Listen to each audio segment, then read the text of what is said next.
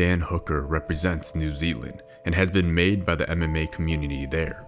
From being a middleweight kickboxing champion to now a top contender in the UFC, there's one thing present in Hooker's life, which is the backing of fans. From getting into the UFC promotion to being granted a visa for his fights, there's loyal fans that can rival the passion of top fighters like Nate Diaz and Conor McGregor.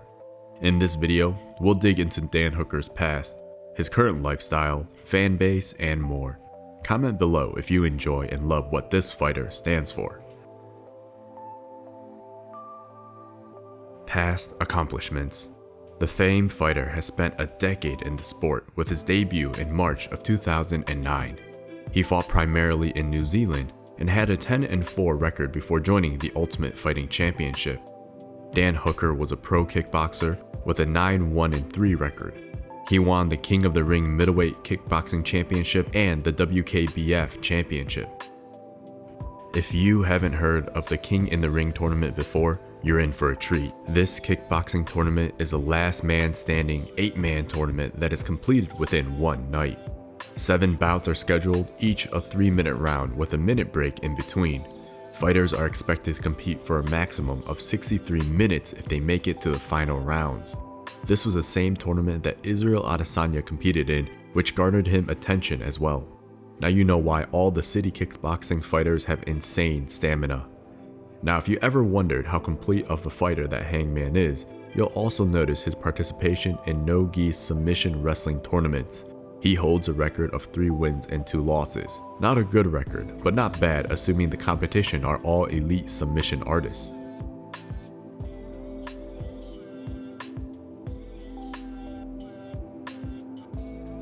Quiet lifestyle.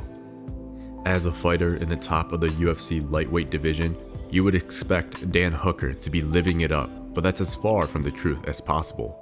The famed fighter doesn't drive around a $100,000 car, or even a $50,000 car. Hooker got himself a Hyundai, which is estimated to cost between $20,000 to $30,000, which is right in the range of the average new car.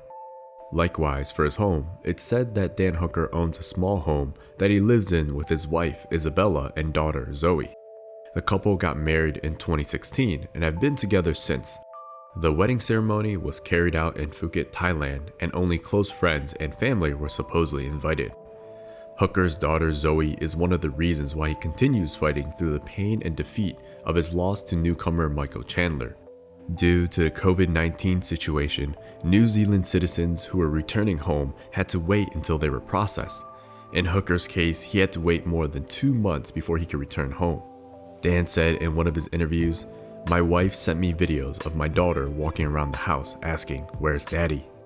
This is just one of the many sacrifices from a lifestyle and family perspective that top fighters have to deal with.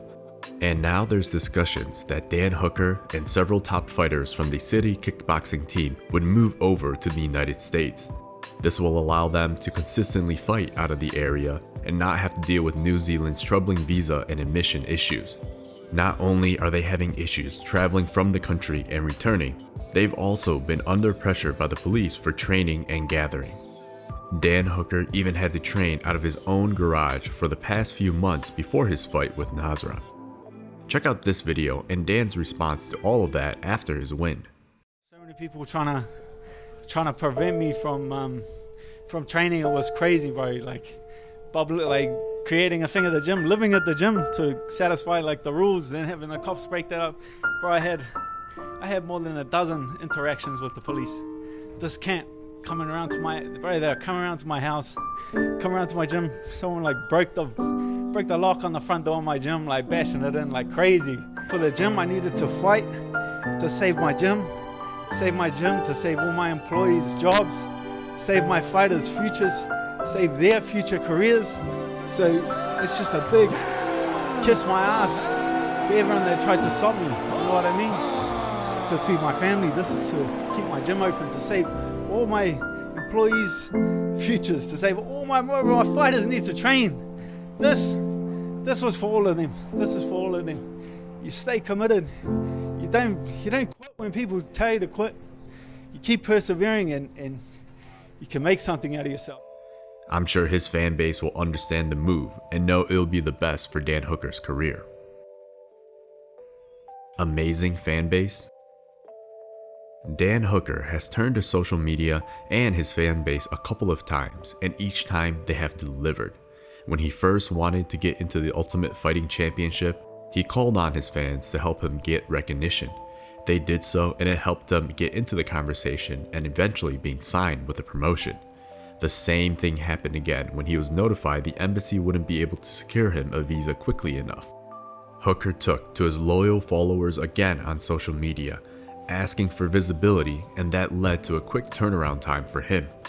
This is Dan's explanation of the situation and how he was able to expedite his visa. So it just means everything in the country shut, even the US consulate or the US embassy. So they weren't processing visas. So I mailed it in, but they weren't going to get it back in time.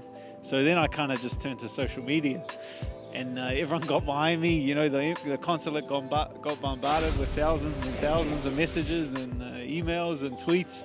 So they got back to me, got me a date, and I got my visa. What's next? Dan Hooker is back in his quest for the gold belt, and he'll be faced off against top contenders in the stacked lightweight division. He'll also be in the United States training out of the Performance Institute while waiting for his next fights. This will be a big risk for the famed fighter, as he will be far from home, giving up what he's familiar with. In addition, he'll have to figure out what he'll do with his gym, the Combat Academy in Auckland. The UFC star is a fighter but also a coach, first spending time as a head coach at City Kickboxing Gym and now having his own gym. According to Dan, it's a way to give back to the sport that has dominated his life for the better part of a decade. It also allows Hooker a second path aside from being a prize fighter. As we all know, each time you step in that octagon ring, you leave a piece of yourself in there. And there's only so many times you can do that, as the Hangman said himself. I understand the sport, you can't fight forever. I am having success now, but I know that can end at any time with injuries and things like that. Who knows, maybe we will get to see Dan Hooker train the next generation of elite fighters once his stay in the United States is over. So, what did you think about Dan Hooker's lifestyle?